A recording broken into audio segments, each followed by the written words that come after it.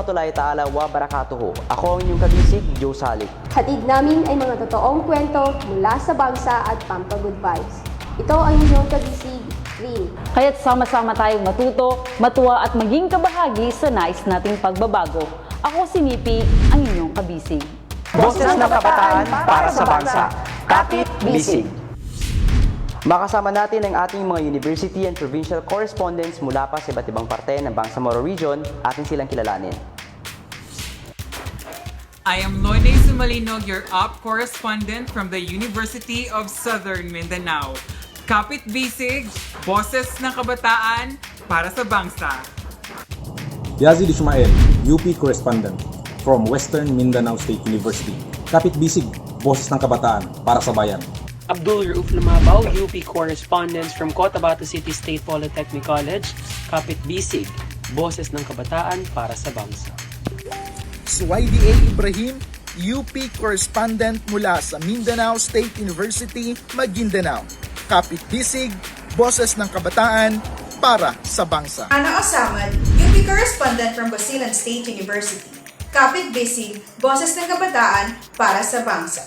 Ako si Nurbani Benjamin C. Macaraya, UP correspondent mula sa Mindanao State University, Marawi Campus. Kapit Bisig, boses ng kabataan para sa bangsa. Ating kakapanayamin ang ating mga university and provincial correspondents sa kanilang mga updates mamaya-maya. Ang programang Kapit Bisig ay naglalayong mabigyang boses ang mga kabisig nating Bangsamoro, lalong-lalo na ang mga kabataan na makilahok sa paghahatid ng makabago, mahuhusay at napapanahong impormasyon na maaaring maging daan sa pagkakaroon ng solusyon sa mga krisis na ating kinakaharap sa ngayon. Naglalayon din itong bigyang pansin ang mga isyong hindi gaanong napag-uusapan at sisikapin nating mabigyan ng kaukulang pansin ng pamahalaan.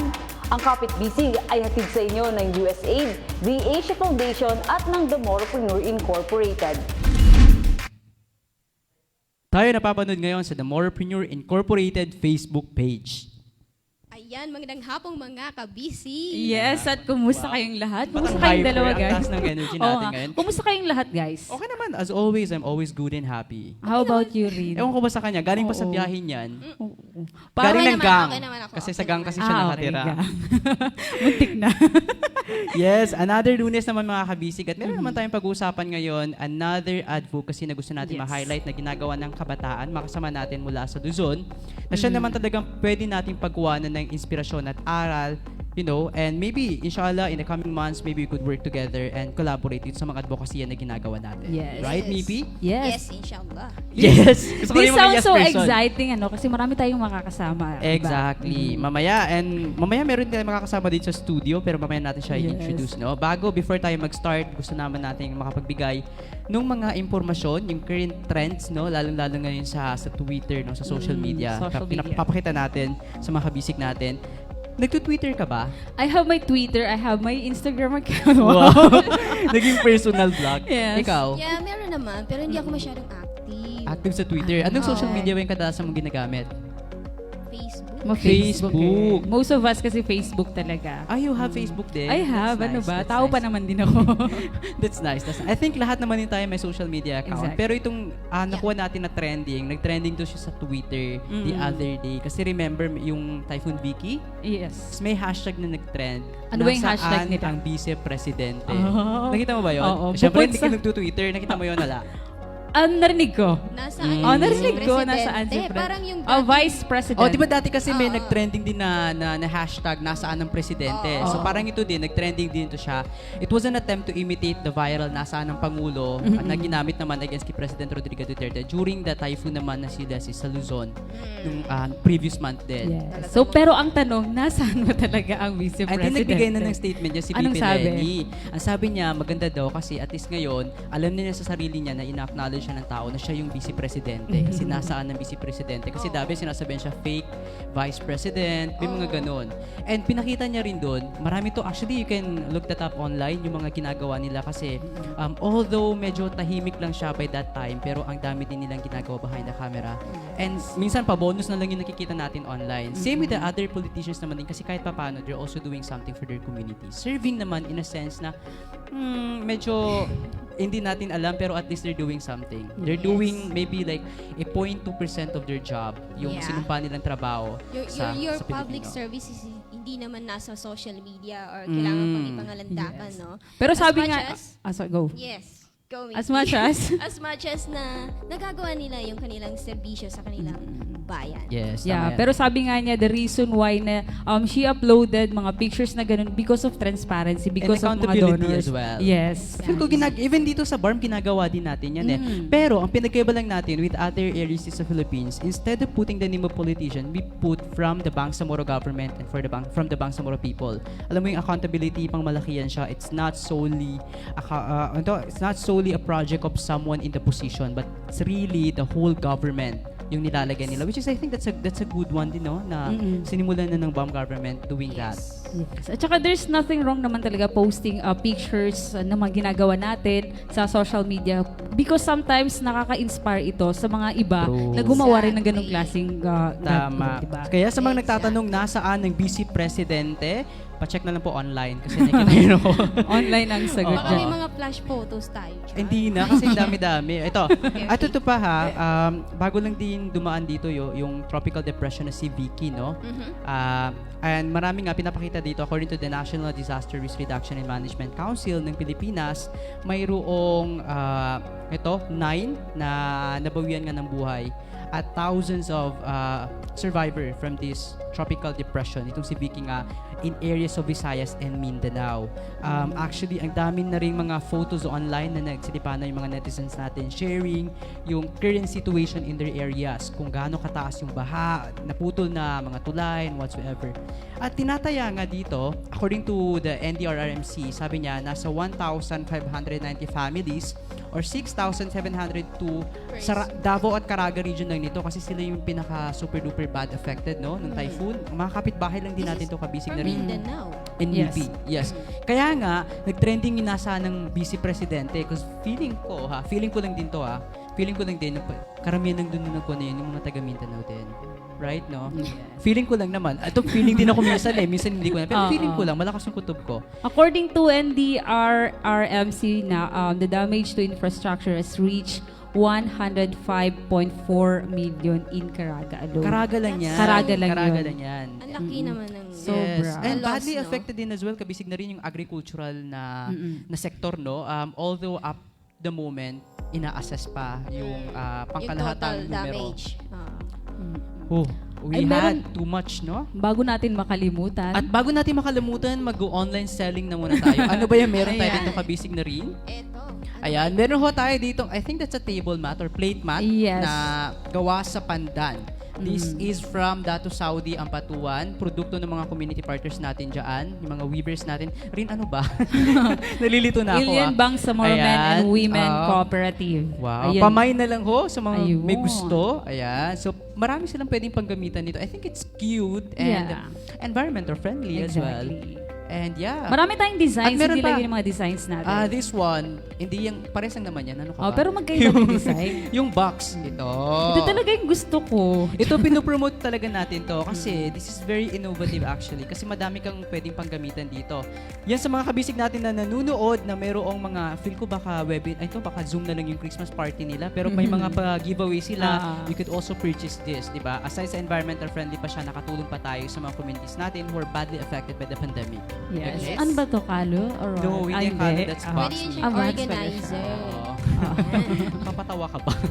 Yan. So, Ayan. yung mga product po natin from community partners is available po sa online pa diyan, both Facebook and Instagram account. Oo. Napakamura and ang ganda ng mga quality talaga. At meron din tayong mani. Kasali ba to? Or ay hindi.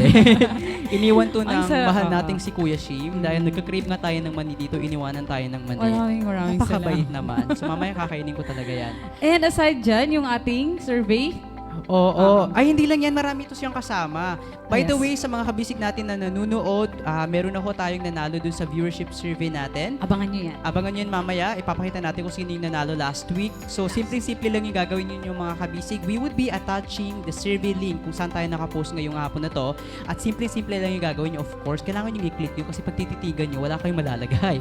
I-click nga lamang po yun at sasagutan. Pwede hong in Maguindanaon, in Tagalog, or in any language that you're comfortable with as long as may maintindihan natin. At pag napili kayo, ano ba yung pwede nila mapanalunan, kabisig na MIPI? Mananalo kayo ng 300 pesos worth of load sa mga walang load dyan. Gusto ko yung load, yung parang... Load. Oo. Yes. Yes. At ano ba yung pwede nilang mapanalunan, kabisig na rin? Pwede din silang manalo ng ating Kapit Bisig merchandise. Yes. Ang Katulad dami, nito. ang dami yan. nito. Meron Wait, tayong- saan mo ba nilagay yun? Hawak mo yung Nakikita ba yun? kanina. Yeah, meron tayong mug. Ito, so may mug, may tote bag, Tote merong bag. face mask, may Face kado na may cap. face shield. Yes. Tama ba? Yes. Yun. So, yeah, simple-simple lang yung mga kabisig at marami na rin nakatutok sa atin ngayon. And yes, parte ng ating mensahe na gustong maipaabot sa mga kabisig natin na nanonood ngayon is to provide them timely at the same time accurate information na may kinalaman sa COVID-19 pandemic. Yan, nag-prepare tayo sa ating team. Para COVID update.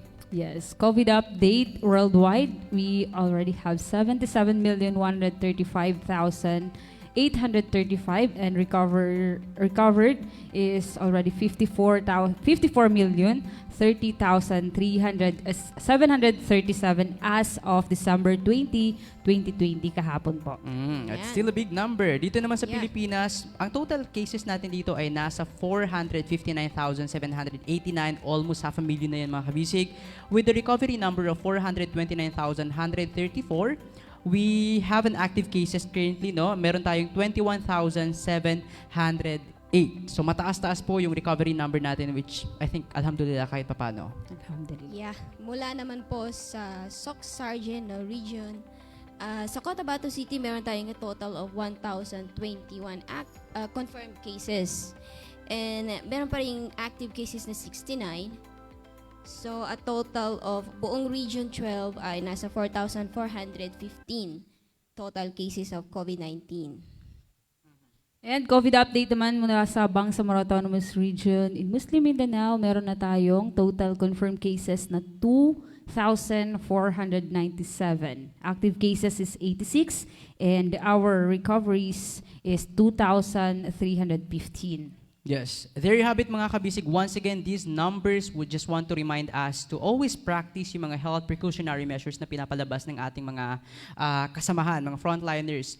Not only to save ourselves from COVID-19 pandemic, but to also save yung mga pamilya natin, mahal natin sa buhay, and of course, ang community natin. Kabisig na MIPI, ano ba yung mga dapat nilang tandaan palagi? Yes, of course. Don't forget to subscribe. Social distancing, of course. The hand sanitizer. Ang social. Nakon ko kasing sanitizing and oo. sanitizer. Hand sanitizer. Laging dapat Hand may dala. sanitizing, Oo. or Dapat lagi always- kayong may dalang hand sanitizer. Ayan. Ay, kung wala naman, pwede naman alcohol. At ugali naman palaging maghugas ng kamay at may Magsuot sabon. ng face mask. Face mask. Again, yung face mask po, hindi po yung mask na pang Mascara Festival. That would not gonna save you from COVID-19. Again, and Ayan. ito pa ha, yung mga face shield, mga kabisig, hindi po yan siya shades na nilalagay sa ulo natin. Ito, minsan nagagawa din kasi natin yan. Wala po tayong mata sa noo, okay? Yes. So, gamitin ho natin ng tama. Because again, ito yung tinatawag nilang the new form of bayanihan. Yan, mga kabisig. And speaking of bayanihan, kabisig na rin, Yes. gusto nyo bang maging isang digital peace advocate, maging volunteer at tumulong sa pagpapakalat ng kapayapaan sa Mindanao gamit ang iyong social media? Sumali lang sa mga advocacy campaign team sa ilalim ng Kamindanao Network ng Project Peace Connect. Kilalanin ang mga iba nating volunteers sa video na ito.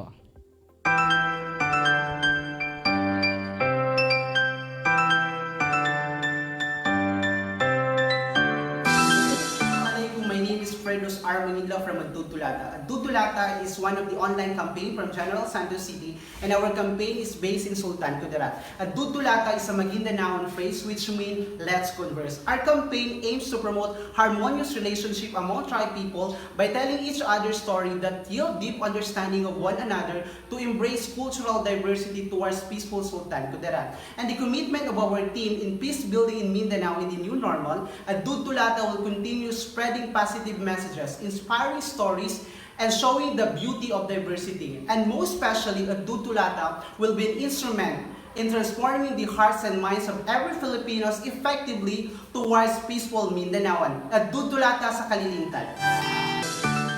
I am Sita Raham Farouk. I am #Pinay page moderator from General Santos City Chapter.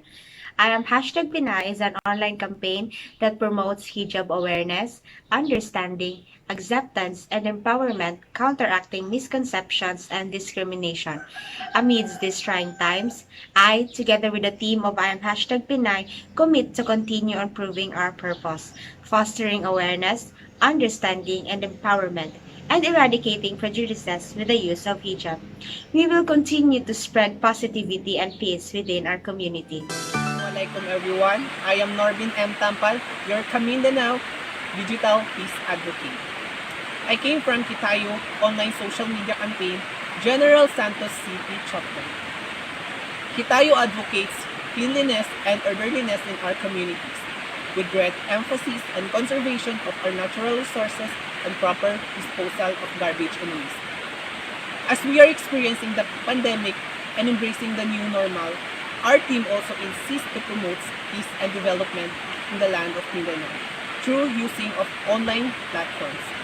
Because we believe that if we are all in this together, we can win against COVID-19. Assalamualaikum, I am Buhari Abusama, a child advocate of Project Bata 143 from General Santos City. Project Bata 143 is an online campaign based especially on Facebook. It promotes child's rights and empowers the youth to take lead in the society. In these trying times of pandemic, Project Bata 143 is committed to continue working its founding purpose, which is to spread awareness on violence and abuse against our children. We will continue to advocate for a community with healthy and happy children, and we will seek for collaborations from other people and organizations who have the same aspirations as we do. Kaya, Kamindanao, join me and together let us save our children.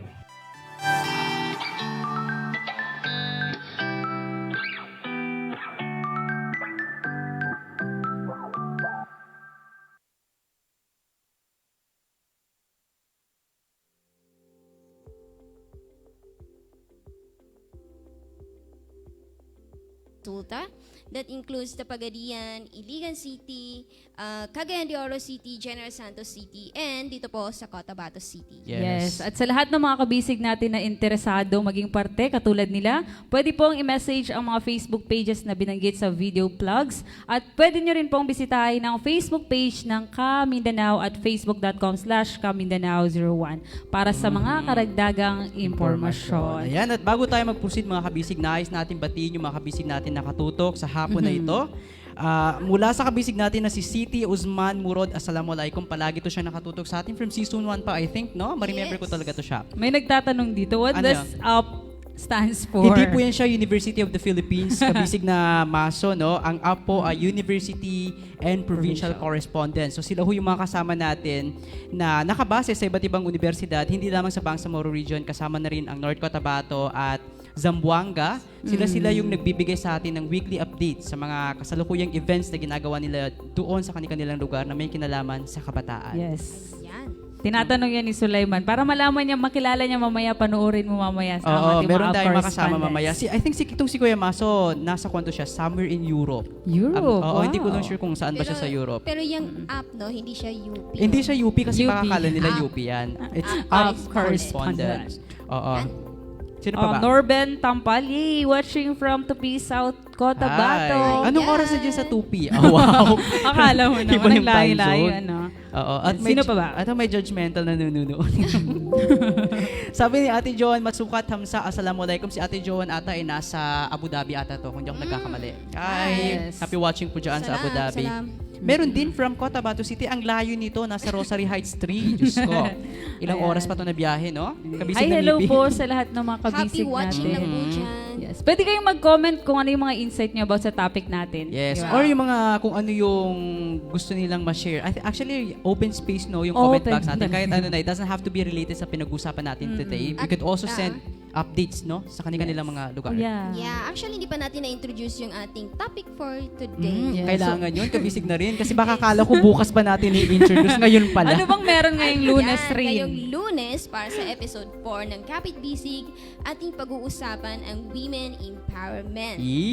At para sa episode natin ngayong araw, makakasama natin via Zoom ang founder ng Project Urduha. Mula pa po sa Maynila, siya po ay isang advocate ng women empowerment at child protection. Please help me welcome Ate Maan Espinosa. Assalamualaikum warahmatullahi ta'ala wa barakatuh. Magandang hapon po sa inyong lahat and magandang hapon sa kabisig na rin. Yes, magandang hapon. Joe? Ayan, so pang ilang episode na ba natin to? Pang-apat na, no? Oh. We're now done for our Kapit Bisig Season 2 Episode 4. Yeah, 4 ngayon. Oo.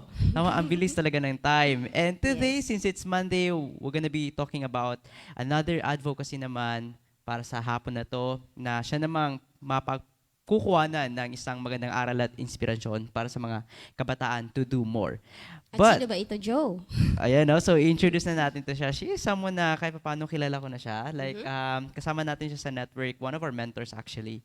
But yeah, we will be introducing her. She is the founder of Project Urduha. So she's gonna be sharing about Project Urduha in a while. She is also a working law student. She is set to get her Juris Doctor degree this academic year while working as a law clerk at the Supreme Court of the Philippines. Wow. So, diba? She is also the appointed Committee Assistant Secretary of Supreme Court Committee on Human Rights and International Humanitarian Law. She was a Kennedy Lugar Youth and Exchange Study Scholar by the U.S. Department of State in year 2005 and 2006. She and her fellow YES alumni also started a project called Touch Me Not, Empowering the Youth to Prevent Sexual Abuse in 2019, an advocate for women empowerment and protection of children. Please help me welcome Ate Maan Espinosa. Yan. Good morning, magandang umaga sa inyo. Gandang umaga, Ate Maan. Yes. Maraming salamat for giving us this opportunity na makausap ka. Today, we understand how busy you are.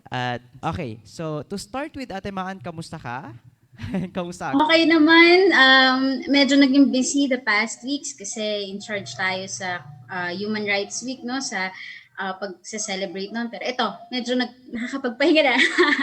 And may Project Urduha din, so naging busy din doon. Pero yun, medyo nakakahinga na tayo. Yes po. Saan ho ba kayo ngayon, ma'am? Maan? I'm based in Manila. Oh. I see. So, unahan na natin, no? Go. Paano ho ba kayo nagsimula sa inyong advokasya? Okay. So, ayun no, bilang isang babae, so habang lumalaki ka, nangangarap ka at gusto mo maraming bagay na maabot sa buhay. Pero marami rin magsasabi sa'yo na parang hindi dapat or dapat ganito ka lang or dapat ganyan ka lang. Tapos habang lumalaki ako, napapasalamat ako sa yung nanay ko, yung mga tao na kapaligid sa akin. Sabi nila, huwag ka makinig. Gawin mo lang. Aral ka lang. Abuti mo lang ang gusto mo. So habang lumalaki ako, parang okay, wala akong pake kung ano sasabihin ng mga tao. And then as I went to law school, I realized na yung isang babae na nakakapagtrabaho, nakakapag-aral, na after college, mag-aaral ka uli, makatrabaho ka, makakagawa ka ng mga bagay para sa komunidad. It's a privilege. Kasi hindi lahat ng kababaihan nagagawa yun. Kasi maraming nalilimitahan sa kakayanan nila. Kahit matalino, kahit magaling. Pero pag sinabi hanggang dito ka lang, So sinabi ko, parang dapat yung pag-aaral ko ng batas, may dahilan yun. So gusto ko yung dahilan na yun, yung makatulong ako sa kababaihan at kabataan. That is an inspiring story to hear, no? Maganda yan kasi alam talaga ni Ate Maan kung ano yung pinagkukunan niya nung gusto na yon na pagdating ng panahon, hindi lang basta gusto niya maging isang lawyer, but maging isang lawyer na may meaningful na ginagawa para sa kababaihan at kabataan. Oh, that's And nice, Ate even Maan. sasabihin ko lang even within law school, may discrimination din. Makakaranas ka ng mga professor na sasabihin sa'yo, lalo na pag mali mga sagot mo, di ka nakaaral, sabihin, okay lang, babae ka naman kaya nagkakamali ka. Parang nakakababa ng digdidad na parang hindi porket babae ako, mali. Dahil mali ako, dahil babae ako, no? So, yun. So, talagang after yun, parang hindi pwedeng gano'n. So, lalaban tayo. Gagawa tayo ng paraan para mas maging maayos yung tingin ng lipunan sa kababaihan. Yes. Ate Maan, to go back with, ano ba yung natapos mo sa college, by the way, before ka nag-take ng law mo? I graduated BS Economics from UP Diliman before I went into law school. Oo, economics. So baka pwedeng kunin natin yun ng panghugutan natin kasi medyo related yun sa atin, 'di ba? May Yes. mga datos na nagsasabi na in terms of sa Economic economic empowerment ng opportunity, kababaihan. kababaihan ay medyo hindi nga doon. Oo. Ang tawag dyan, hindi nga masyado maganda yung number. Yan. Ate Maan, kasi medyo nag-search na kami about sa mga initiatives na ginagawa mo, and we saw something about the Alumni Engagement Innovation Fund kung saan kasama yung Project Orduhan yung na nakapasok doon na proyekto. Can you tell us something about this, please? Yes, so ayun nga. So sinabi nga ni Juno, we're on the same network. So yung mga alumni ng US exchange program, ayan. So we made Touch Me Not, no? Yun yung una nating ginawa. And then syempre napansin ng US Embassy na maganda yung epekto para sa mga kabataan, lalo sa mga kababaihan.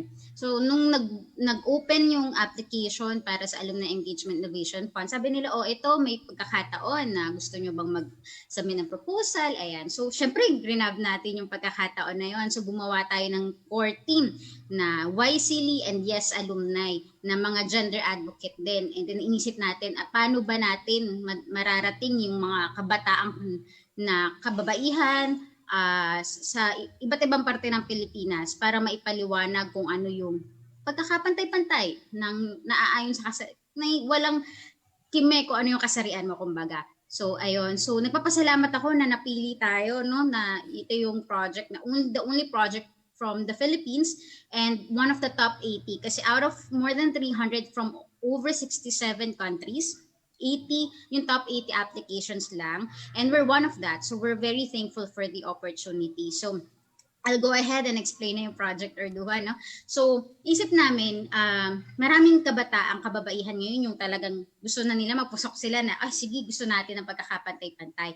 Pero unang-una, kailangan natin silang i-guide. Ano ba ang ibig sabihin ng gender equality, ano ang human rights, ano ang gender-based violence, para may alam sila, alam nila malalim, hindi lang sa teorya at sa gawa kung anong ibig sabihin nun. So sabi natin, sige, magkaroon tayo ng parang, yung una namin inisip, conference pa nga, na i-gather natin sila mula sa iba't ibang lugar, tapos aaralin natin. Tapos, kaso, nagkaroon ng pandemic, so naging webinar siya. So series of webinars. So natapos na namin ang una namin lesson, gender equality and human rights. Yung basic na yun, pinaliwanag natin, no? Ano yung connection ng karapatang pantao at pagkakapantay-pantay na aayon sa kasarian. So, last week, ayun, medyo intense, gender-based violence. So, talagang yung mga, yung mga participants natin, alas 10 na ng gabi, di pa kami, marami pa kami tanong. So, nakakatuwang makita yon. So, tapos sinabi namin, after nilang matuto, so, bibigyan natin sila ng small grants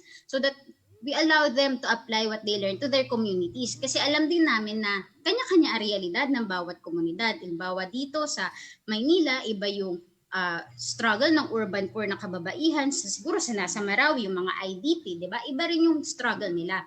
At yung mga kabataang leader na babae, yun sila makakapagsabi kung ano yung problema ng komunidad at ano yung magandang solusyon doon. So hindi namin sila pangungunahan. Sila yung magsasabing, ito yung project namin kasi ito yung problema ng komunidad namin at ganito namin yun tutugunan. So, tutulungan lang namin sila na maayos yung project, pero sila yung nandun at sila yung ownership, magkakaroon sila ng ownership sa project na yun na ito talaga, ginagawa namin to para sa kababaihan, para sa komunidad namin. So, yun.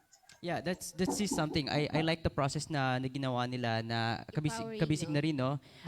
Hindi lang basta-basta nagbibigay sila ng project nila sa baba, kundi mismo yung kababayang kabataan yung kinakausap nila. Because at the end of the day, sila yung nasa community, they know more about their context, mas naiintindihan nila yon, and that's good. Yung empower to empower. Empower to empower. Yeah. Yun yung sustainability ng project. Ownership. They own the project. They see.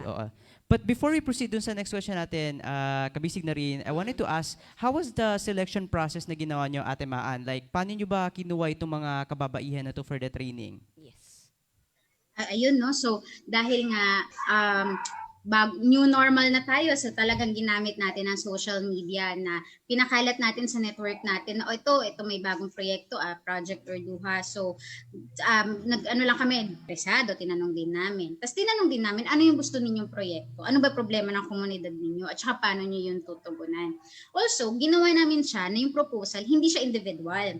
Kasi inisip namin, may hirapan ka, di ba, kapag mag-isa ka lang na mag-uumpisa ng proyekto mo sa komunidad mo. Pero kung grupo na kayo, mas madali, mas may solidarity na agad kayo. So, inisip namin, mag-apply kayo bilang isang grupo para at least masigurado na magagawa ninyo ng mas maayos yung community project. So, after namin makuha, maraming nag-apply, tutuwa kami. Kasi parang, ang dami sa iba't ibang parte ng Pilipinas. Tapos, talagang nagdebate kami, ito ba, dapat ito, kasi syempre limitado din lang yung resources natin. So kung pwede lang na lahat pagbigyan natin, bakit hindi? Pero so talagang debate yun na parang ito project ba na to, okay to, o baka dapat ito yung pagbigyan natin. No? So madugo yun. No? Pero yun, so nagkaroon tayo ng 9 na teams na may sarili-sariling projects ngayon. So, ayun, no? Yun yung pinaka-importante, yung interest and commitment ng mga kasama natin. Yeah.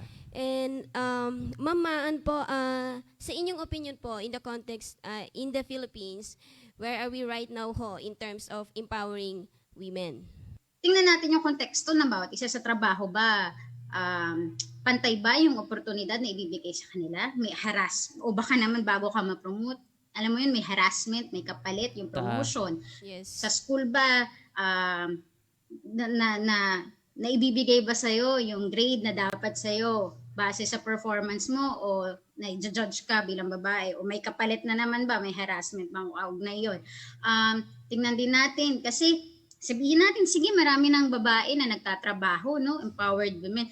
Pero pagdating sa bahay, sila din mag-isa yung bumubuhat ng mga kailangan gawin sa bahay. Mag-alaga ng anak, mag-ayos ng bahay, magtatrabaho pa. So ang dami nilang dinadalang responsibilidad. Yun ba yung parehong responsibilidad na inaasahan sa mga kalalakihan? O parang, sige, magtatrabaho ako. Pagdating sa bahay, pagod na ako, hindi na ako tutulong sa gawain bahay, hindi na ako tutulong sa pag-aalaga ng anak.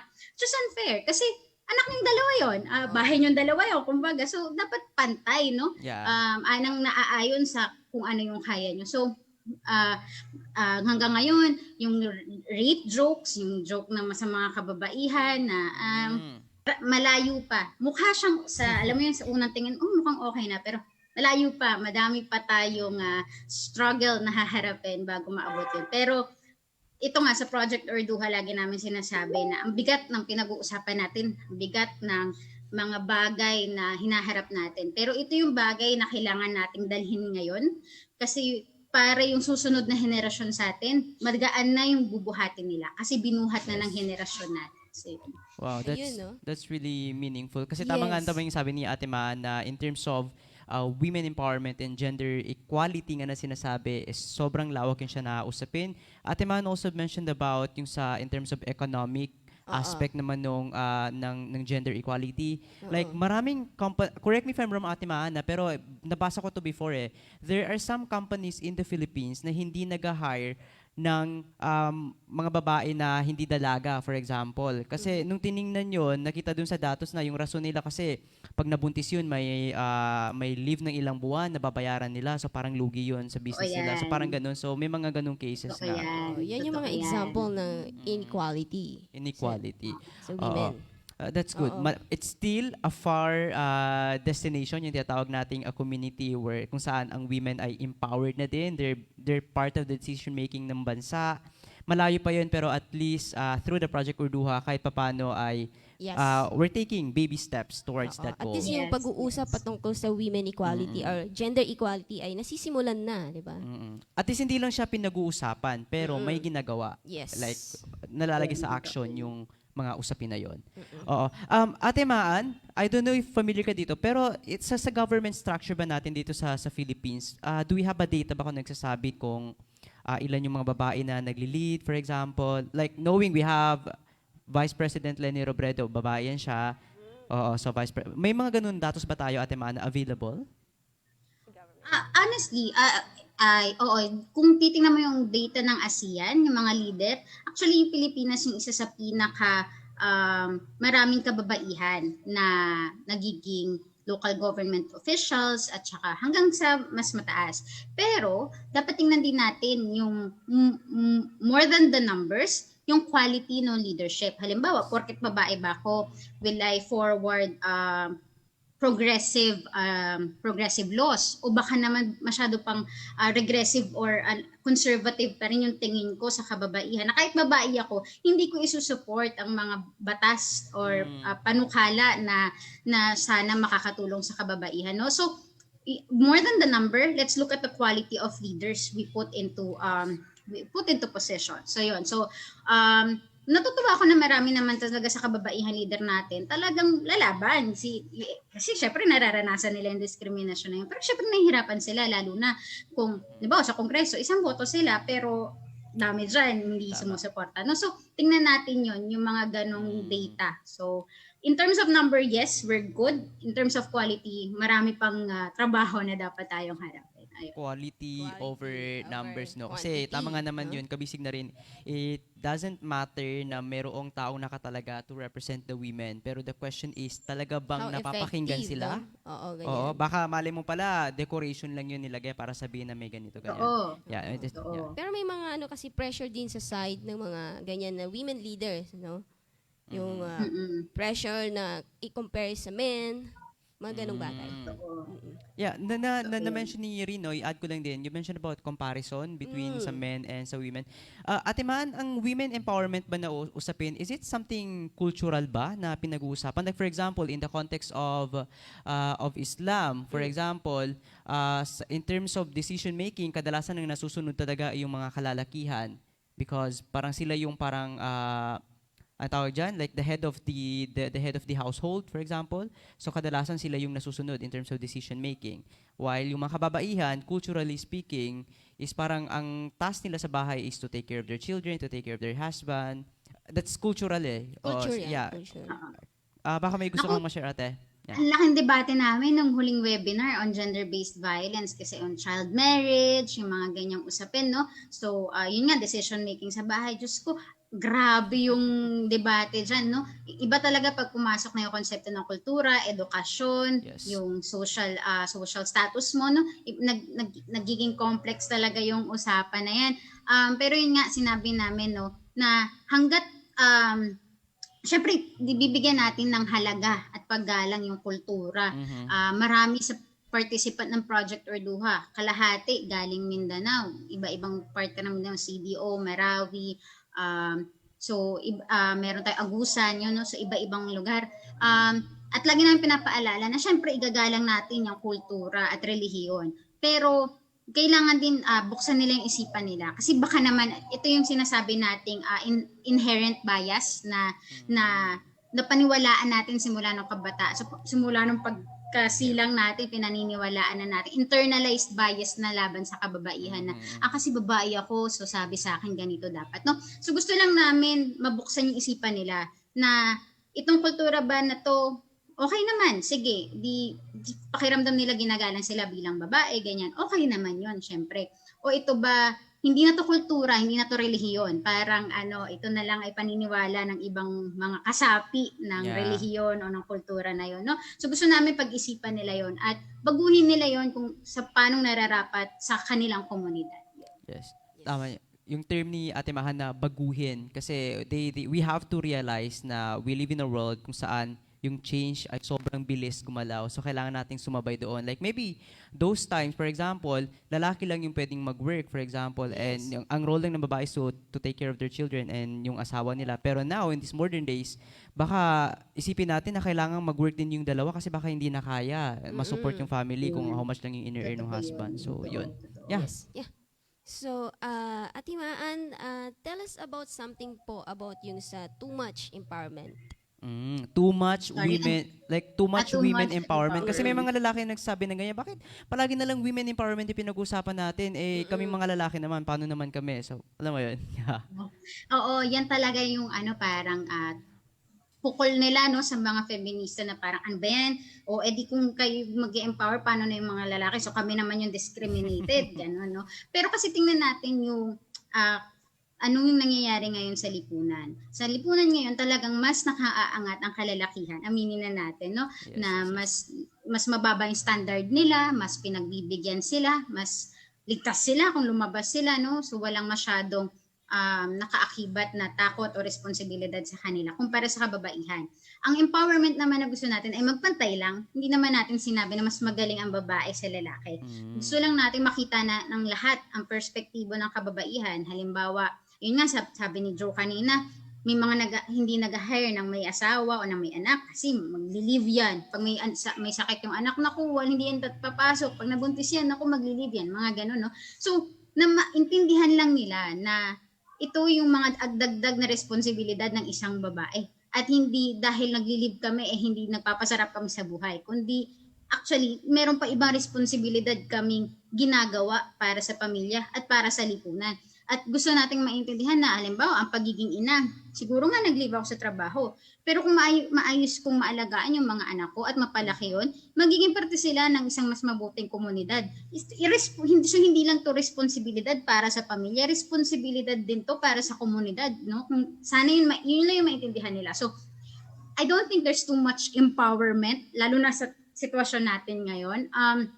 Pero kasi baka lang naman yung mga nagsasabi that there's too much empowerment, sanay sila sa pribilehiyo na dinadanas nila araw-araw. Na natatakot sila na kapag nagkaroon ng pagkakapantay-pantay, feeling nila mababawasan yung pribilehiyo na dinadanas nila. No?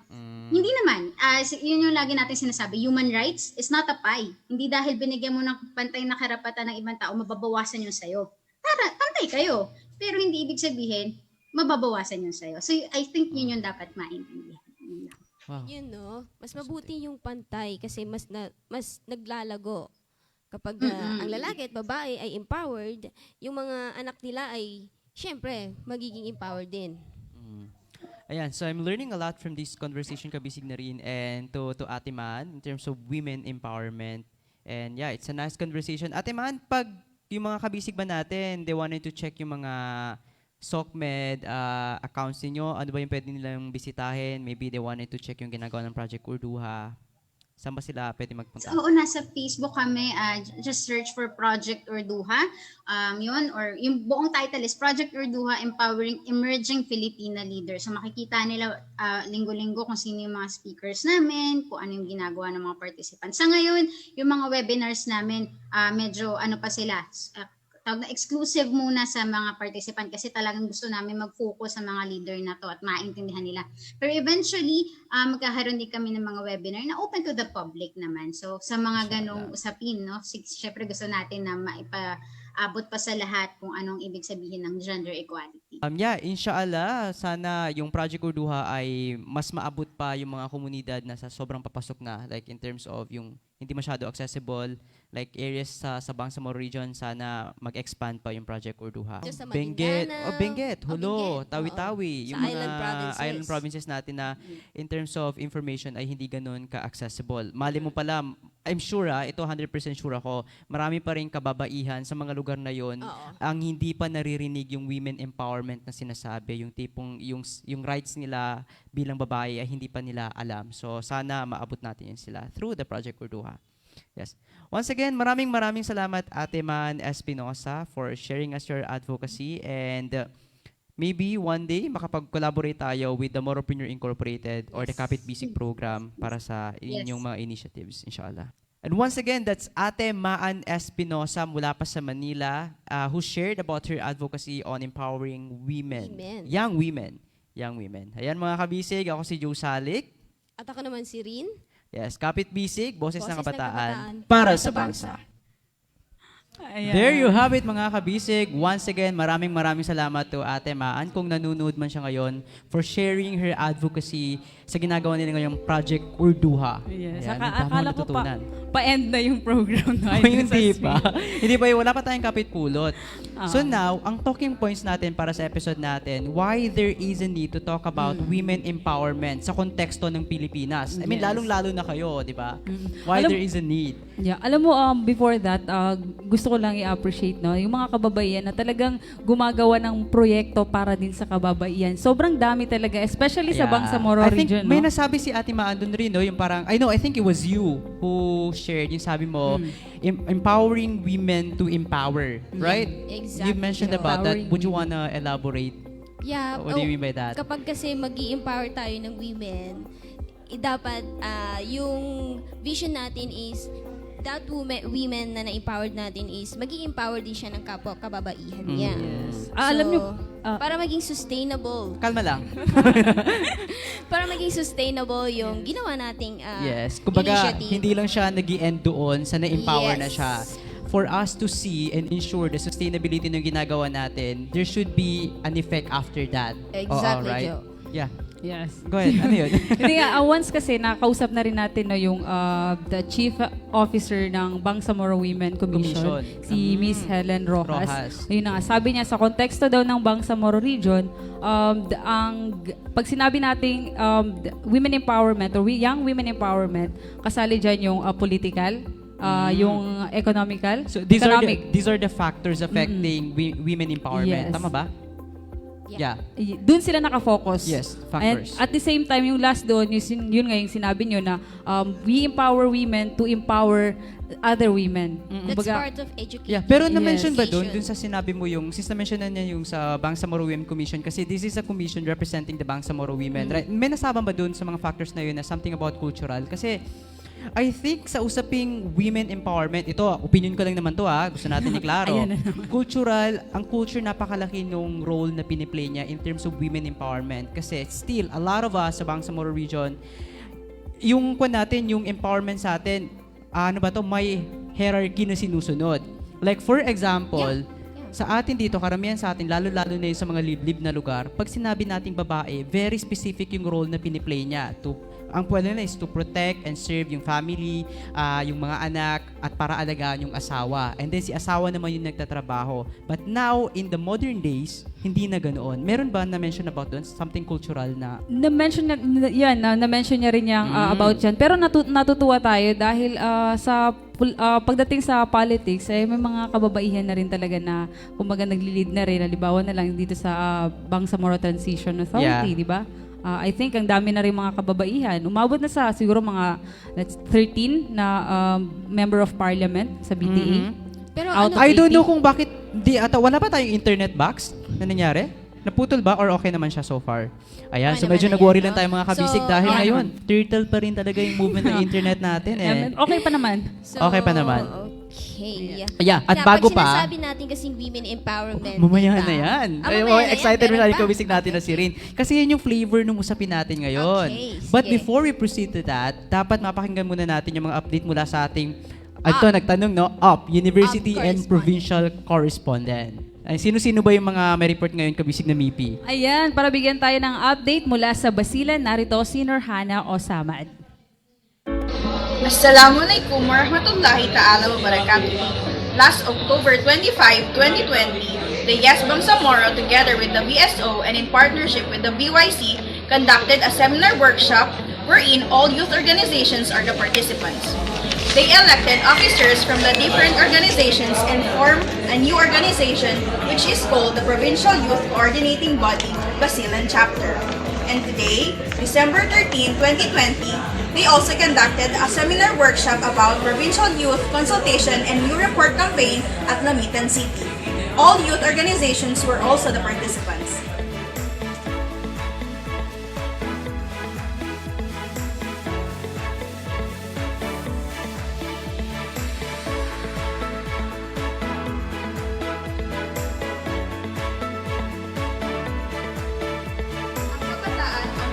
Ng bayan. Ako po si Norhana Osamad, ang correspondent mula sa Basilan State University. Kapit busy, boses ng kabataan para sa bansa. There you have it mga kabisig. Maraming salamat. Kabisig na Norhana Osamad mula sa Basilan. Ayan, bago tayo Go mag-proceed na. sa ating app correspondent, basahin muna natin ating mga online viewers. Hi. Yan. Hi kay Min Ash bint Ali Monib. Sabi niya, empowering young women doesn't mean over-empowering others. Oh, I like Mamaya, that. pag-uusapan Tama yun. natin ang tungkol dyan. Ay, wait lang. May singit lang din natin kasi baka makalimutan ko na alam mo naman sige, ako. sige, Di ba? May sige. na-mention si Ate Maan dyan. So, yung mga taong takot na takot sinasabi na ma-over-empower yung mga kababaihan are those people na sanay makatanggap ng pribilehiyo. Ayun, ano ba kayo, kayong ha? pribilehiyo na yan? Ano ba kasi yung mga pribilehiyo Huwag na nyo nga yan? kaming inaano ganyan. Basta maraming issue din na mention si Ate Man. Like, for example, in terms of economic, yung mga kababaihan, palagi na lang silang second option pag nag-apply sila. A lot of companies are not accepting women kasi tendency nabubuntis. And then pag nabuntis, pwede sila mag-leave for how many months and the company need to pay them kahit na hindi sila nag-duty. So dun pa lang, meron ng discrimination na nangyayari sa mga kababaihan. Ang dami kong sinasabi. Sige na, go na. Pribilehiyo sa iba, no? Ay, okay. Mula naman sa Cotabato City, sino nga yun? Meron pa pala. Okay. Ayan. Okay, wala naman sa Cotabato City ang update mula kay Abdul Rauf Lumabaw.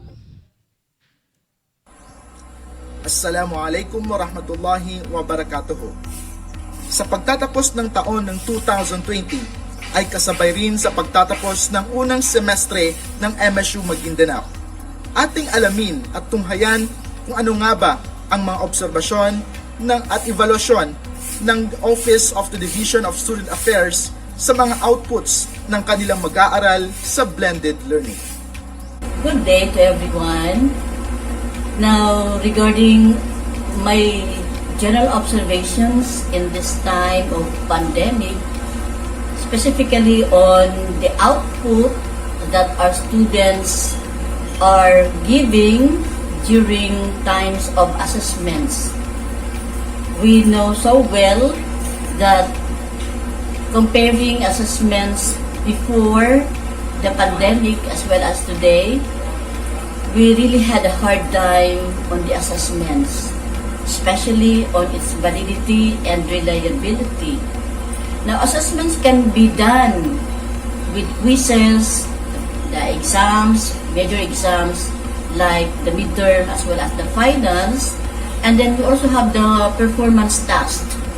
Now, when I had a talk with some of our students in this campus, then what they're saying that it's really very different with the normal thing that we had before, the face-to-face. Nothing can substitute, according to them, nothing can substitute the face-to-face interaction with the teacher. There is that kind of touch that teachers are doing that paper alone, online alone cannot give. There is that kind of interaction between teachers and students that will make assessment more meaningful, more appropriate, and we think it's more valid. Assessment like quizzes, when done in online and when done with just how many minutes. And then others are doing assessment online where the camera is on focus. And then all of this somehow will give a kind of fear. No? Nag-establish siya ng fear eh. Kasi biro mo, nakatutok yung camera sa kanila while doing the test. That's not a normal thing. That's threatening. And then, we also have the online quizzes, online exams, wherein we give the time limit. Again, in the usual face-to-face, there is no such thing as that. Again, that kind of feeling is somehow threatening to them. But, it's an experience which they cannot say that it's nothing. It's a new experience. It's a good thing that they experience this one, because in reality we can never tell what other things will come up and then will threaten our kind of learning. This is the kind of learning, the kind of assessments that students. Nalaman natin ang naging output ng mga mag-aaral sa semestreng ito. Tila ito ay isang malaking hamon para sa ating mga mag-aaral na mag-aral sa gitna ng pandemya. Ngunit ang paghihirap ay magtatapos ngayong semestre at magpapatuloy sa darating na 2021. Ako si YDA Ibrahim mula sa Mindanao State University, Maguindanao, Kapit Bisig, Boses ng Kabataan para sa Bangsa. Ayan, maraming salamat sa YD Ibrahim. Mukhang nabaliktad yung basa ko sa pangalan niya kanina. Ay, hindi talaga nabaliktad, iba yung binasa mo. Alright. Okay lang yan, Rin. Yes, once again, maraming salamat sa mga UP correspondents natin.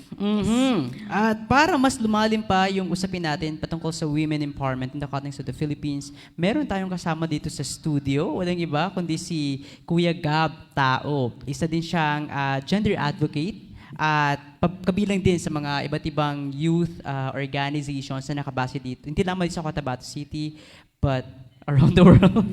Around the world. Yeah, you can say that. You can say around the world. Welcome to the program. Wow, thank you so much for having me. This is so... Ay, English wala to. Ay, English pala, to. sorry. Mapapalaman tayo dito kabisig na MIPI. But that's okay. Going back, how are you? I'm good. Thank you so much for having me here. Tapos parang I wanna stay here kasi ang ganda ng lighting. Wow. Uy, nagpaparinig. Pero gusto ko Hindi nga, look at the lighting kasi sobrang nakaka-fresh. Yes. Speaking of lighting yung pag-uusapan natin, I'm sure with this conversation, mas magiging maliwanag yung pagkakaintindi ng mga kabisig natin in terms of women empowerment in the context of the Philippines. Ayan, kabisig Yes. na, tinatawag na rin kabisig na Gab. Oh, ano-ano na ba yung mga iba't ibang proyekto na pabilang ka? Because I know, kasama ka din sa Project Urduha. Pero do you want to share ba yung mga iba pang projects na ginawa niyo na rin with your organizations? Yes, so I would start off by introducing Project Ordua, pero not so much parang in depth with Project Ordua kasi Ate Man already did introduce the project. But what I can say about Project Ordua, it is a mentoring program for young women or young women leaders rooted on gender equality and social justice. So yun. And actually, I am not only advocate for women empowerment and LGBTQIA+ community, but I advocate for inclusivity as a whole. So when we are talking about inclusivity as a whole, this includes the rights of our persons with disability. Yes. Okay. Wow. And also empowering the male population of the Bangsamoro region for them to take part on the family planning. Kasi when we are talking about family planning kasi in the context of Bangsamoro, hindi siya permitted kung yung babae lang yung magde-decide just because the women would like to have the family planning or access of contraceptions. So, kaya yun yung pinanghuhugutan namin sa Project Katiwalay before is to empower the male population so they can empower their wives para maputol yung cycle doon kasi there are certain, I don't know what's the right term, but there are certain rulings naman in context of our religion that allows and or permits yung family planning. Yung family planning. Ganda ng title, Wow. no? This Pagtiwalay. conversation is getting deeper because kanina we started when we talk about women empowerment. I think Kuya Nur just added about inclusivity and yung project nga nakatiwalay.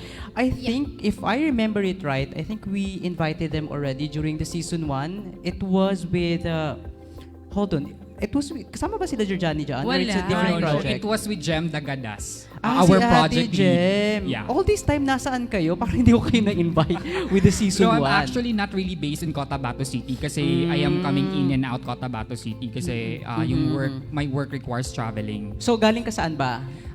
Davao. Pero wala may akong panlasa dalang ka COVID. naman, right? Meron. Yun ang yung gusto natin We have maklaro to be mga clear on kabisig. that one. I just have a question matagal na. kay Kuya Nur. Ay, Kuya kay Kuya Gab. Gab. Sorry. Oh my God. Yes, Kay yes. Kuya Gab. As part of project or duo or different advocacy about gender equality, for sure marami kayong naririnig na different stories about gender, gender violence or whatsoever. What was siguro yung pinakatumatak na story sa'yo ng kababayan na up until now parang naging, hinuhugutan mo rin siya na para moving forward, mas magiging titan yung pagiging advocate mo sa about That's a gender. lovely question. Yes, that's a really wonderful question and I really like to answer that question kasi dyan yung I wanna go back to my core kung bakit ako naging gender advocate, especially empowering women.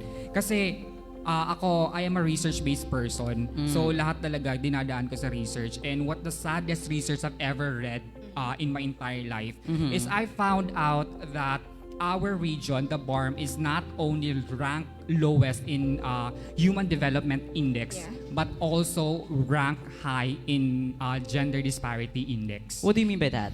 So it means in terms of yung acceptability natin or the progression of the women parang very low. Kasi pag titingnan mo in Philippine context, sa region lang natin yung low ang educational attainment ng mga kababaihan.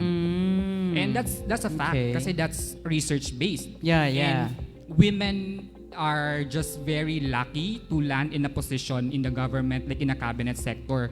Sometimes kasi they're being stereotyped sa cabinet sectors kasi sometimes iniisip natin that women are only fitted to work with Department of Social Welfare and Development, Women's Commission, Department of Health, kasi yung mga trabahong yon or that organization, specific organizations is requires compassion. Pero kasi my question is, sino nagsabi sa'yo that you can construct a gender role for women? Why women can't be the leader for Department of Works, DPWH, di ba? And women, we also have great engineers, like women engineers. So bakit hindi sila pwede yung mag-lead doon? Yes. And I'm not, I don't wanna go political, pero I really love the work of MP Alamia. Kasi she is rooting for women empowerment and she is working on progressing the status of the women in our region. Kaya sobrang thankful ako that someone is pushing for that one. Yeah, I like, madaming sinabi si Kuya Nur doon na gusto nating balikan. Kuya Nur, do you think in our levels sa ngayon, what can we do ba as kabataan who advocates for women empowerment? And first of all, Joe, I go by Gab. Oh. So let me remind Oh my God, you sorry, Gab. with my yes, I go by Gab. Because I'm always used calling him Kuya Nur, pero Gab pala go. I mean, so let me enlighten people with that one. Just because that's part of my first name doesn't mean that is my nickname. Okay, so, okay. Yeah. Pero it's okay, Sorry. Joe. Mapapatawad pa naman kita. Wala tayo sa level. Umayos ka because Kuya Maso is watching right yes, now. Kuya Sabi Maso. niya, okay, Hi, Kuya Maso from now Europe. watching to judge Gab. So natapos na yun sa akin. So ikaw naman ngayon. Hi, Maso. Parang na-miss kita. Sige, we'll see you soon. Go back to the question. Going back to the question. Yes. Going back to the question, what we can do. And I mean, for me kasi, we just have to keep an open mind. Open for discussion. Kasi we give equal opportunity avenue for women to grow. Kasi for the longest year, we see women parang, the girls shouldn't be going to school. Kasi nga mag-aasawa lang sila. Parang you are grooming the children to be a wife, to be just like their mother. Who told you na hindi pwede maging progressive or mag-excel yung mga kababaihan sa education?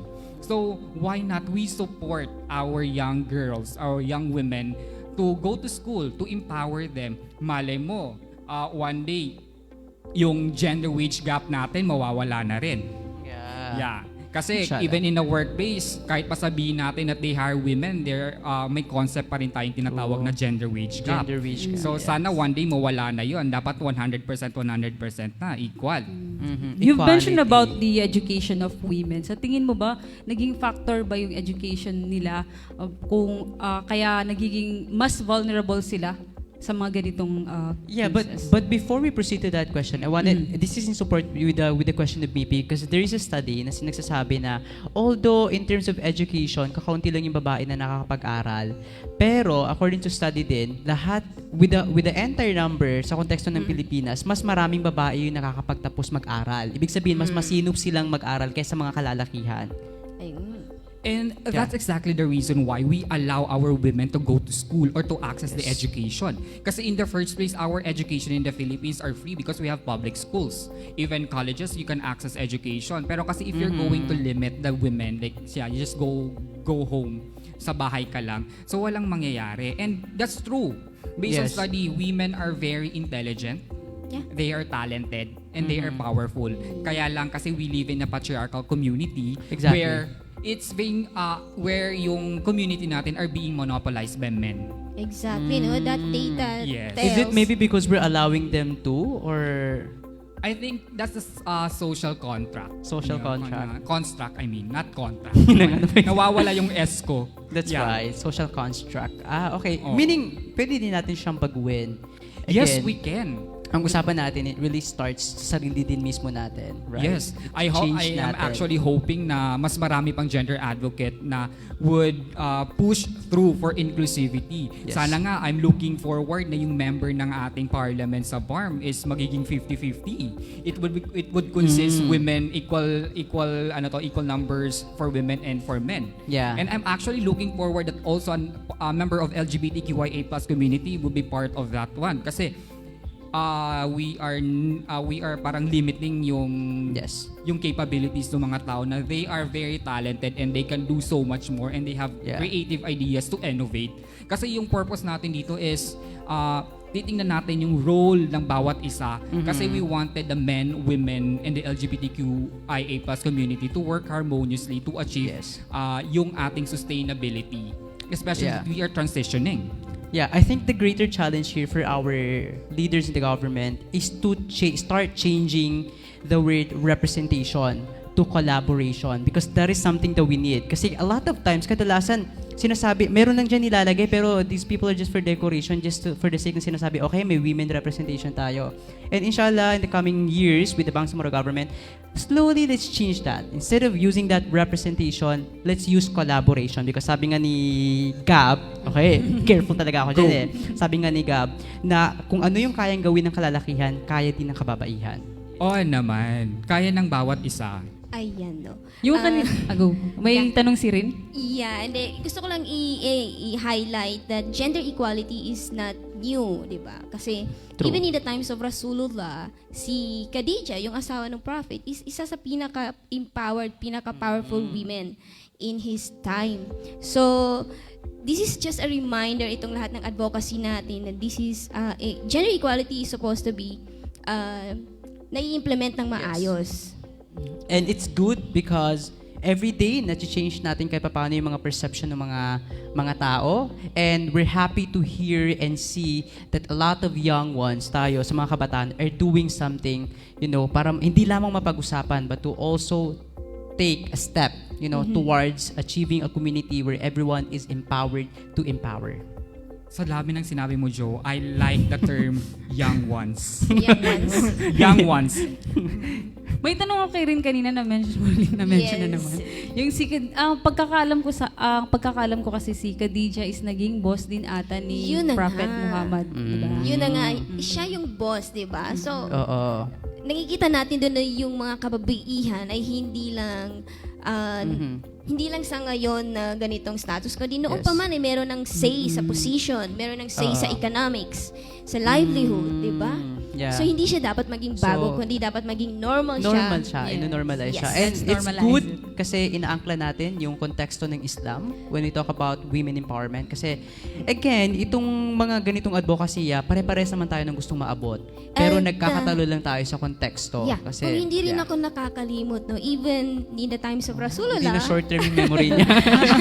So, I like that. Please enlighten us. Yung ganyan, gender equality rin siguro to, pero kung ano man yung colors mo, kung rainbow ba niya, o kung anong religion mo, is in the time of Rasulullah, meron siyang community na na-build na nandun ng Christian community, Muslim community. So, big sabihin there is equality among others. At saka rainbow is beautiful. Of course. Masingit lang eh. Let me just share you, Joe, that life is colorful. It's just like a rainbow. So leave it oh my God. Vibrantly. Yeah. Yun. Kaya mo yan. Masyado nang malalim yung pinag-uusapan natin. Wait lang. Meron dito tayo mga comment yung mga kabisig natin. Si Abdurrahub watching. Okay, maraming salamat sa panonood. Sabi ni kabisig natin na si Minash, empowering young women doesn't mean overpowering others. Tama yun yung sinasabi natin. Yung mga tao na natatakot lang ma-overpower are those na makatanggap ng matataas na pribilehiyo. May follow-up siya, given the different context daw. Again, check your privilege. Okay. Check your privilege, mga kabisig. Yes, kasi may mga One more, according kay Man Andal, that's a good point to emphasize. Hindi ko alam kung ano yung sa dami natin sinabi. For sure, everyone, lahat ng pinag-usapan natin. At itong gusto ko talaga si Sasa sa Habuding Kasim. Very interesting topic. I like that kasi kahit paano na-appreciate nila yung pinag-uusapan natin. Yeah. I like that. At meron din si Minash, very active talaga itong kabisig natin. We should see one another as partner or partners for peace building. Again, tama yon. Yes, that's exactly. That is why we're working towards inclusivity para magkaroon tayo ng Yes. peace building. Parang we are connecting lives. Connecting lives, sharing culture. Ay, Oh, that's really AFS. AFS. So hanggang ngayon, that's American Youth Service. O, tama naman din yung connecting lives. Oo. Yeah. Lahat Let's tayo connect may lives. kanya-kanyang role na dapat i-play dito sa mundo. Yes. Prince Ismael from MOH is also watching. Hi. Meron pa tayo from Yeah. Miranam. Ito yung nanalo sa atin sa kabisig Yay! natin the other week. Sabi naman niya, gender equality is a reminder to us in sustaining peace and development. Wow. Tama yun. Like, we Ang cannot lalim. talk about peace and development without talking about gender equality. Ayan, nagpapaalam na ho yung mga kasama natin dito sa Yung- office. Nag-overtime na tayo. Alam mo, meron pang sinabi si Minash dito. Ay, meron pa. Peace Connect Heart. Oh, We should see one ayan. another as partner or Yes. partners for peace. Yeah, And yeah. once again po, ang Kapit Bisig is a program funded and supported by USAID, the Asia Foundation in partnership with yours truly, the Moropreneur Incorporated. Ayan. Ayan, kapag po nagustuhan nyo itong programang ito, ay i-share at i-like po ang ating live Jologs. ngayon. Ayan. So, maraming salamat, Kuya Noor, for joining us. Yes. At di ba kung konti lang yung nasabi natin, sa susunod na episode, i-invite din kayo natin. Actually, sa lahat ng sinabi ko, dito pa rin ako na-amaze. Saan? Sa attention na binibigay sa akin ni Maso. Oh, Di ba, Joe? that's really Kasi sweet. hanggang Europe, pansin na pansin Oo. pa rin tayo ni Maso. And the Don't last worry, time, Maso, we miss you. the last time you went here, you were talking about him. Siya, right? Sabi mo, namimiss mo na si Kuya Maso and you're asking kung ano yeah. ginagawa. Yung mga pang-aasar niya. Kasi the last time I think I saw Maso was back in 2018 in Lovely, in Makati. Nung nagkaroon tayo Kompleto talaga. Naalala ko yun kasi Yes, parang... we missed you, Kuya Maso, and hope to see you soon. Yes. Hindi naman babayad yung pag-comment niya dyan. Ay, hindi naman din. Hindi naman. Ay, si Gab is also watching while dito sa front nagsasalita. Gusto ko yan. Ayan, wait, before we end this program, may gusto ka bang sabihin sa mga kabisig natin, like your SOCMED accounts that you wanted them to follow, or maybe yung advocacy mo na po pwede sila mag-join in the future? Go ahead and plug that. Ayan, so first of all, thank you so much again for the opportunity for me to be able to share my works and my advocacy sa program ninyo sa Kapit Bisig. And this is really a wonderful opportunity for me to share. And it's a great avenue for me to enlighten people and to reach many people na maybe I can inspire for you guys to work on equality and to push through for inclusivity. Oh, thank you so much, contestant number 1, all the way from the Bangsamoro region. Kuya Gabs. Yes. Maraming salamat. And thankful. Ang dami din natin natutunan from Gabs Advocacies sa mga ginagawa niya. Yes, once again, maraming salamat. And of course, hindi mag-i-end ang Kapit Bisig natin pag wala tayo yung Panalo ang May Alam. Ayan, simpleng-simple lang ho yung katanungan, mga kabisig. Sa Panalong May Alam, dapat isi-share nyo lamang ho kung ano yung natutunan nyo, or we call it Kapit Pulot of the Day. Yung Pulot of the Day mo from our discussion ngayon. So, i-comment nyo lang ho yan. At pag napili po yung comment nyo, kayo ay mananalo nung Kapit Bisig merchandise. Yung may mug, mayroong tote bag, may face mask, and kalo with face shield. Ayan. Yun lamang po. Or pwede rin yung itawag sa 0936-781-5654, pero ginagamit ko kasi yung phone ko, so pa-comment na lang, no? And before tayo mag-proceed, survey winner. Ito very important to kasi for us to know kung ano sa tingin ng mga kabisig natin yung dapat pa nating ma-improve with the program, or maybe topics that you wanted to see in the program. So yon. So meron na tayong nanalo dito. Sino ba ito, kabisig na rin? Okay. Para sa mga survey winner natin. Ayan. So Bax, pakabalak mong ipaayan. Maraming salamat. Ayan. Congratulations to Chris Angelo Guerra from Cotabato City and Johanna Khalid from Cotabato City din. No, maraming salamat sa pagsagot ng ating viewership survey questionnaire. Ano ba yung napanalunan nila? Sila po ay nanalo ng 300 pesos load. Masaya sana 300,000. Ayan, congrats mga kabisig. Sa mga kabisig natin na nanonood, pwede po pa kayong nabubulol. Pwede pa po kayong manalo sa ating viewership survey. We will be attaching the link of the survey kung saan pwede nyo nang sagutan Simple-simple Yes. na naman yung survey. Your suggestions, what did you like about the topic today, and things like that. Pwede na kayo manalo. And may mukhang sumagot na ata sa ating Oo, question. oo. Sige lang, i-screenshot din natin yan. Malalaman nila yan next week sa ating episode 5. Pero siguro basahin This natin coming yung sagot day. niya. Huwag na, memorize ko Oh. na. And Kasi muna kausap. Go. according kay Sahabudin Kasim na hindi masyado natin kilala. Hindi masyado? For me, gender equality is when you value different behaviors, aspirations, and needs equally regardless of gender. Thank you, Aw. Google. Very mashallah. That's very nice. Thank you so much, Sasa, for that answer. Sa mga kasama natin kabisig, you can also share yung mga kapit pulot of the day nyo for our episode today. Ayan, before we end the program, I wanted to hear your kapit pulot, Mipi. Go ahead. Kapit pulot, siguro Thank you just- so much, Win. Ay, meron pa ba? Sorry. To all the young women siguro out there considering Reen and I, you just have to know that you are capable. You have the ability. Yes. You have the strength. Aw. So you should always serve as an inspiration also to other people. Yeah. So wag tayong matakot na ibahagi yung nalalaman natin at yung mga karapatan natin bilang isang babae. Ayan, parang familiar yung speech mo. Yun din yung sinabi mo sa dibu ni Yun, Kuan. yun! Sabi ko na nga, At may sa dibu talaga. Oo, yan yung sinabi mo. Ay, okay. I don't attend Ano ba that yan? That's fine. Pero thank you, Mipi. That's nice. Thanks for sharing. Go ahead, kabisig na rin. salamat What is your kapit pulot of the day? Ayan, my kaput pulot of the day is Kaya mo yan. Hi, Kuya Marlo. Kaya mo yan. neither women nor men can flourish without one another. So, ibig sabihin, no, hindi lang ibig sabihin na empowered ang kababaihan, ay less empower yung kalalakihan. Because sustaining peace and development needs gender equality. I like that. That's bakit ang arte nung kagsabi ko na I like I that? like that. But I like that your kapit pulot, Mipi, and kapit pulot from the dibu nung ano bang year yan. Pero thank you so much for sharing that and your kapit pulot rin. Ako naman very short lang din yung kapit pulot ko. With all these talks na nangyari kanina with Kuya Gab and from Ate Maan, ang tumatak lang talaga dito sa akin that in a community, you can do something. But we can do so much all together pag magkasama-sama tayo.